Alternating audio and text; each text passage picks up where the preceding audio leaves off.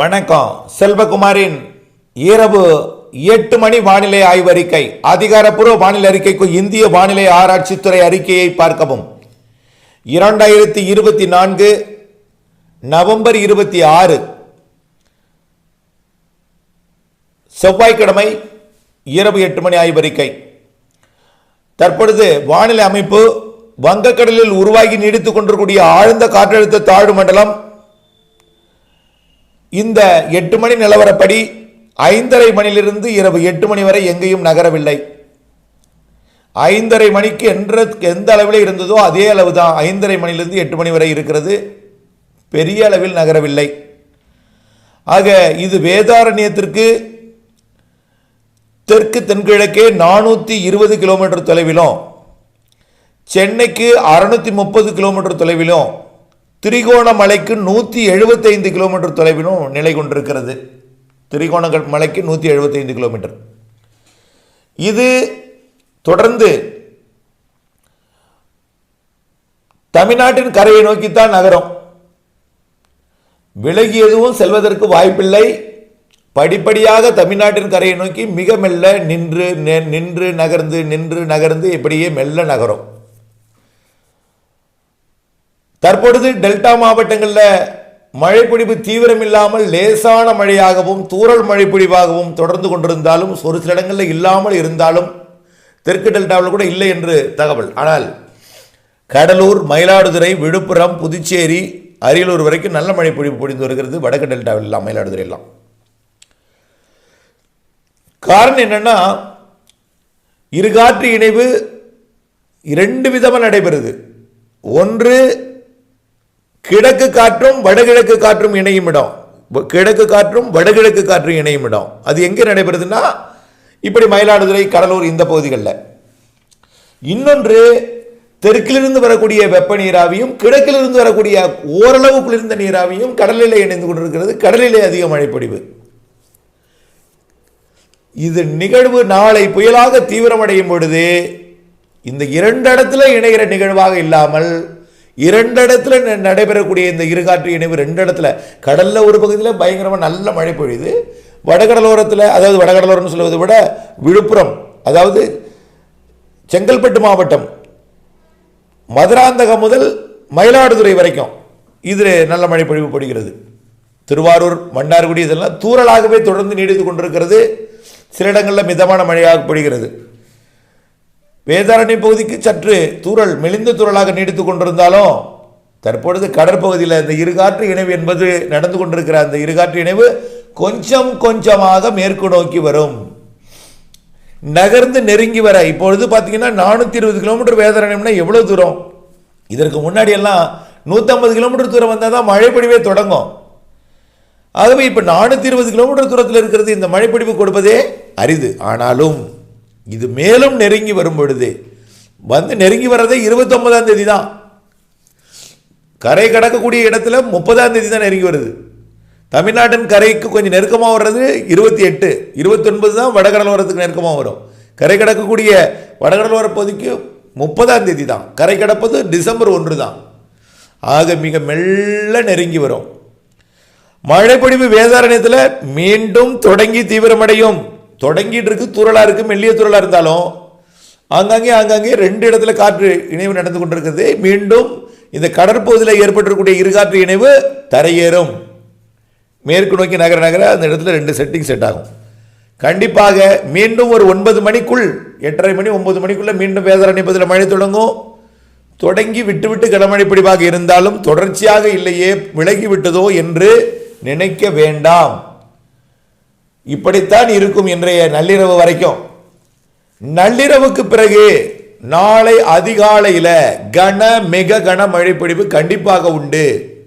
விலகவில்லை நிகழ்வு, பொழியாமல் விலகாது, பொழிந்து விட்டுத்தான் போகும் நிகழ்வு வடகடலோரத்தை நோக்கி போக இருக்கிறது. இருந்தாலும் டெல்டா மாவட்டங்களுக்கு நெருக்கமாக வந்து 28ஆம் தேதி, 29ஆம் தேதி சற்று வடக்கு நோக்கி நகர்ந்து 30ஆம் தேதி தான் கரை கடக்கப் போகிறது. அது வரைக்கும் நெருக்கமாக இருந்து கொண்டு தான் இருக்கும். ஆக மழைப்பொழிவு நள்ளிரவுக்கு பின் அதிகாலையில் நல்ல ஒரு தீவிரத்தை கொடுக்கும். சென்னை உட்பட, சென்னையிலிருந்து ராமநாதபுரம் வரைக்கும். என்ன சார் காலையிலேருந்து சொல்லிட்டு இருக்கீங்க ராமநாதபுரத்துக்கு இன்னும் மழை வரல, புதுக்கோட்டைக்கு இன்னும் மழை வரல. உண்மைதான், மேகமூட்டத்துடன் வானிலையும் தூறலாக இருந்திருக்கலாம். காரணம் என்னன்னா, இலங்கைக்கு கிழக்கே இருக்கிறது திரிகோணமலைக்கு கிழக்கே தென்கிழக்கே. அந்த சுழன்று வரக்கூடிய காற்று இலங்கையில மழை பொழிவை கொடுக்கிறது.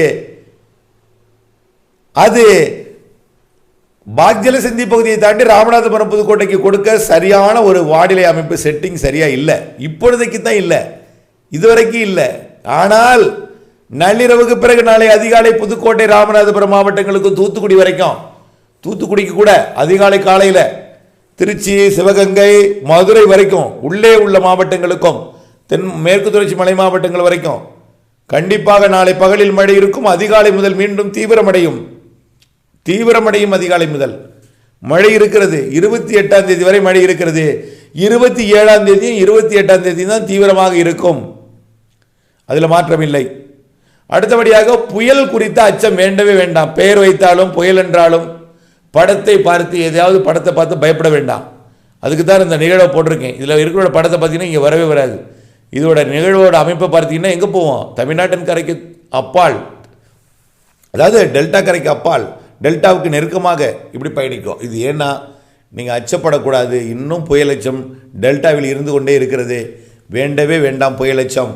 தயவு செய்து அதீத மழைப்பொழிவை கொடுக்கக்கூடியது, தொடர் மழைப்பொழிவை கொடுக்கக்கூடியது. 29ஆம் தேதி வரை மழை இருக்குது டெல்டாவிற்கு. அதுக்கப்புறம் விலகுமான்னு கேட்கக்கூடாது. 1ஆம் தேதி வரை மழை இருக்குது.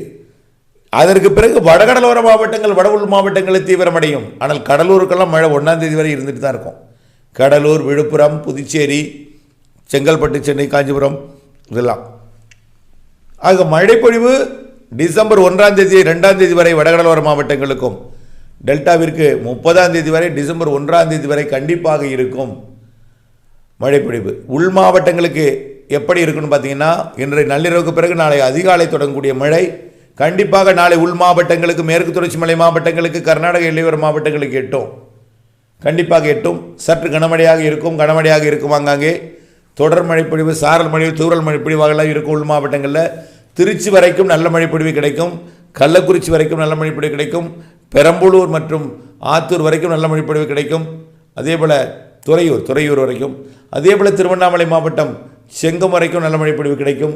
இங்கே தெற்கே பார்த்திங்கன்னா மதுரை வரைக்கும், திண்டுக்கல் மாவட்ட எல்லை வரைக்கும், தூத்துக்குடி மாவட்ட கடலோர பகுதி வரைக்கும், சிவகங்கை மற்றும் ராமநாதபுரம், புதுக்கோட்டை வரைக்கும் கடலோர மாவட்டங்கள் கண்டிப்பாக. இது கரை கடக்கும் பொழுது சென்னைக்கு தெற்கு புறமாக புதுச்சேரிக்கு இடைப்பட்ட பகுதியில் கரை கடந்து போகும் பொழுது செயலிழந்து தான் கரை கடந்து போகும். செயலிழந்து போகும் பொழுது அது திருப்பத்தூர், வேலூர், ராணிப்பேட்டை மாவட்டங்கள், கிருஷ்ணகிரி, தருமபுரி, கர்நாடகாவின் பகுதிகள், அப்படியே கேரளாவோட வடக்கு பகுதி காசர்கோடு மற்றும் மங்களூர் இடைப்பட்ட பகுதி வழியாக அரபிக்கடலுக்கு போகும். கோழிக்கோடு வழியாகவும் போவதற்கு வாய்ப்பு இருக்குது. ஆகவே கண்டிப்பாக அப்படி கரை கடந்து போகும்பொழுது தான் கிருஷ்ணகிரி, தருமபுரியில் நல்ல மழை பொழிவை கொடுக்கும். இந்த நிகழ்வோடு முடியாதுங்க. மழைப்பொழிவு நிறைய இருக்குது. உள் மாவட்டங்களில் மழை பெய்யுமா என்கின்ற சந்தேகம் பெரும்பாலும் இந்த மேற்கு தொடர்ச்சி மலை மாவட்டங்களுக்கு நிறைய சந்தேகம் அவங்கள்ட்ட எவ்வளோ இருந்துகிட்டே இருக்கும். டிசம்பரில் தான் நிறைய மழை பொழிவுன்னு சொன்னால் அவங்கள்ட்ட ஏகப்பட்ட குழப்பம் இருக்கும், நம்பிக்கை வராது. ஒரு திருப்பம் நம்பிக்கை கொடுக்கும் வகையில் அனுபவப்பட்டாலும் கூட அந்த நம்பிக்கை அடுத்த திரும்ப அது மறந்துடுறாங்க.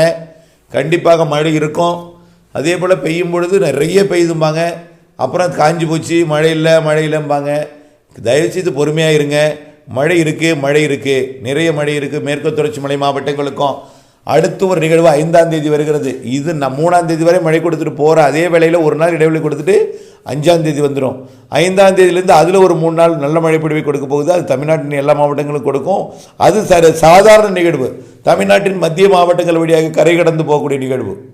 ஆகவே ஒரு சாதாரண ஒரு காற்றழுத்த தாழ்வு பகுதியாகவோ அல்லது வெல்மார்க் லோ ப்ரெஷராகவோ இருக்கலாம், வெல்மார்க்காக இருக்கலாம், அல்லது டிப்ரெஷனாக இருக்கலாம். அது புயலாலாம் மாறாது. அதுவும் நிறைய மழைப்பொழிவை தரக்கூடியது 5ஆம் தேதியிலிருந்து. அப்புறம் 13லிருந்து 23ஆம் தேதி வரை ஒரு நிகழ்வு இருக்கிறது. அது வலுவானது. ஆய்வு முடிவு வெளியாகிவிட்டது. தற்பொழுது நம்முடைய ஆய்வு முடிவு வரக்கூடிய டிசம்பர் 10லிருந்து 23ஆம் தேதிக்கு இடைப்பட்ட பகுதியில் வரக்கூடிய நிகழ்வு வலுவானது. அது கண்டிப்பாக தென் மாவட்டங்கள், அதாவது பாக்ஜலசந்தி அல்லது தென் மாவட்டங்கள் வழியாக, அது மேற்கு தொடர்ச்சி மலை மாவட்டங்கள் வழியாக போகக்கூடியது.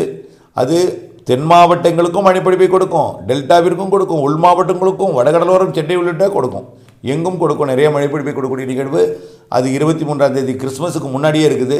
அதாவது 13லேருந்து 14லேருந்து 23க்குள்ளே அந்த இடைப்பட்ட நாட்களில் 3வது வார நிகழ்வு. 4வது வார நிகழ்வு தான் கிறிஸ்மஸுக்கு அப்புறம். அது சாதாரண நிகழ்வு, ஒரு காற்றழுத்த தாழ்வு பகுதி அல்லது மண்டலமாக இருக்கும்.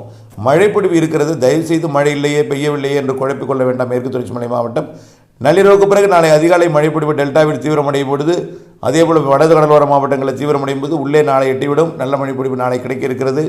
கண்டிப்பாக அது நிகழ்வு கரை கடந்து போகும் பொழுதும் உள் மாவட்டங்களுக்கு கிடைக்கும், வட உள் மாவட்டங்களுக்கு கண்டிப்பாக கிடைக்கும்.